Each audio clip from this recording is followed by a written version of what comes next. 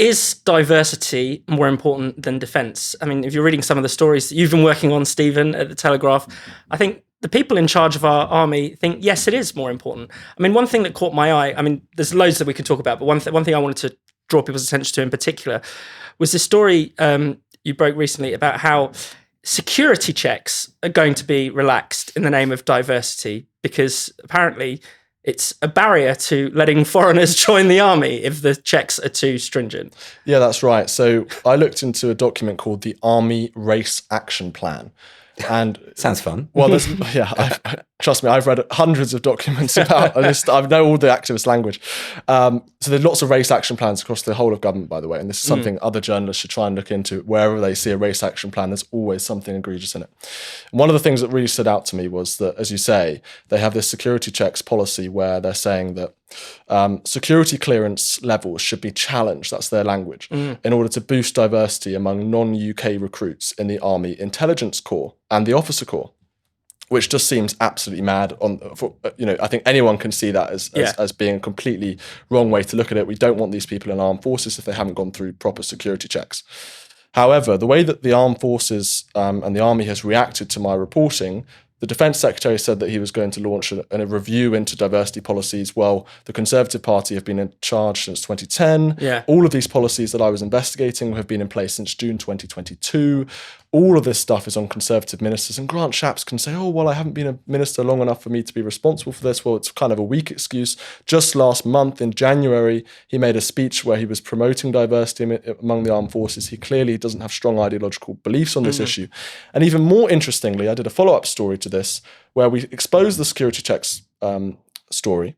And then in response to that, the head of the army, General Sir Patrick Sanders, sent a letter that was leaked to me, to other generals saying, no, I support that policy. Specifically, I support the relaxing of the security checks policy. Yeah. Which I just thought, honestly, I thought it was unbelievable. Yeah. He makes the argument, he claims that diversity is important for operational effectiveness. Well, I think on a sort of rational level, it's not. On a moral level, it's not. Some of these policies were insane. So just to give you a couple of examples of what else we found in our reporting, they said that so-called non-binary personnel, in other words, men who want to pretend that they're female or not any gender, men on parades can wear makeup and sort of have longer hair as the same as females. They say that acts of remembrance on Armistice Day should be non-religious.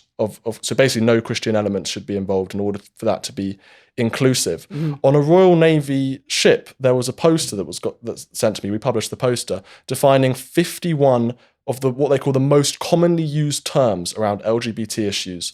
And the first term was something like, and I'm not going to get this quite right, and you'll understand why, LGBTIIQQAA+, or something like that. Yeah. And why Royal Navy personnel or sailors should have to learn these kind of what that means, I don't know. But then Patrick Sanders responds to my reporting by saying basically that anyone who disagrees with it, he literally said this in the letter, would find it incredibly offensive. He finds it incredibly offensive, my reporting. Yeah. And that most people in the armed forces also find it offensive, which is just not true. I speak to people in the army all the time. They find this stuff absolutely demoralizing. People don't want to join the army because they feel that they're being incredibly anti-white male. And frankly, those are the majority of the people who the army should be looking to recruit. Historically, those are most of the people who have joined the army. And to alienate that group of people when the army has a massive recruitment crisis is completely mad. Well, yeah, I mean, you even had the case of the RAF a few years ago, trying to deliberately turn down white men. Internal emails saying, we've got too many white men. How can we boost the diversity numbers? You'd think you'd accept anyone who is good enough, you'd think. Yeah, well, the problem is that the military becomes a laughingstock with this kind of stuff. People think it is absurd. On the day that Putin invaded Ukraine, the Ministry of Defence tweeted out about their LGBTQ coffee morning with a particular focus on pansexuality. That is funny, and it makes them look ridiculous. This is not how wars are won. They should watch Full Metal Jacket. These people go in, they lose their individuality, they have their heads shaved, they become killing machines, they're trained to kill, not to be kind, not to create safe spaces. This is genuinely absurd. But also, I would say that the people in authority just don't understand these issues. They've been hoodwinked in the way that everyone else has been hoodwinked, which is insofar as the woke activists use progressive sounding language to promote regressive ideas. So your complaint that you received, Stephen, from this guy saying he was offended, it's simply because he doesn't understand. He thinks that diversity, as in not being homophobic, not being racist, that's a good thing, which we all agree. Yeah. But that's not what the diversity means in the context of this stuff. What it means is the implementation of effectively a new religious code. It means effectively seeing people through the premise of race, gender, sexuality, gender identity status, before you see them as human beings. It's the opposite of what they think it means. I think there was a case to be made when gay people weren't allowed in the army, right? Yeah. Because, that's absurd. Look at Alexander the Great. He did pretty well. Gay people can fight. Once you're over that barrier, once you're over that, then you don't need to implement all this extra stuff, which is about affirming the individual feelings and emotions of some individuals within the army. Most people in the army won't care about this, by the way. I know there were some female soldiers complaining about feeling unsafe recently. There's one. Was it one? Right, exactly. So that's what I mean. Stop pandering to a few narcissists, basically, and get the army back in order, and maybe you might recruit a few more people. Yeah. Well, I'm glad you used the word killing machine, Andrew, because at least that's gender neutral. Because There we go. another thing they've been told, so they can't say words like marksman.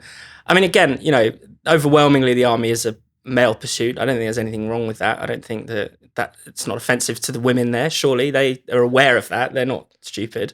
There was one someone in the army who told me an anecdote about this issue of gender neutral language. And they said he's never seen such a bollocking given to a soldier for saying the word rifleman than anything else he'd seen in the armed forces in his life from an officer who was incredibly angry with him for not using gender neutral language. Now, it's so demoralizing, I imagine, for someone, generally people who join the army, they do it for patriotic reasons. They might do it because they've got a family tradition who, their family were in the army, or something in their town has a local tradition, or they're doing it for pride in their nation and so on. And just to turn up every day and be berated by this constant woke language. For example, several people told me across the forces that they've had to do things like salute by the white ensign in the Royal Navy. You've also got an LGBT Pride Progress flag. And for them, it's like, it's not just, it is funny in a sense, but for them it's really insulting because they may have seen their friends die in the military. They're really patriotic. As I said, those are the things that are driving them, motivating them. And suddenly they see the white ensign as a really powerful image that's actually a very, patriotic image. And suddenly they're having to devote themselves in the same way, or offer the same kind of respect and duty to this political thing, which half the country disagrees with. I mean, more than half, I'd say. And absolutely. Look at what these people are willing to sacrifice. They're putting their lives on the line for the defense of the realm. You would have thought they deserve some respect. It's not something I would do. I'm a coward, right? I couldn't pick up a gun and shoot someone. I mean, I don't know how you'd even begin to do that. But we need people who can do that.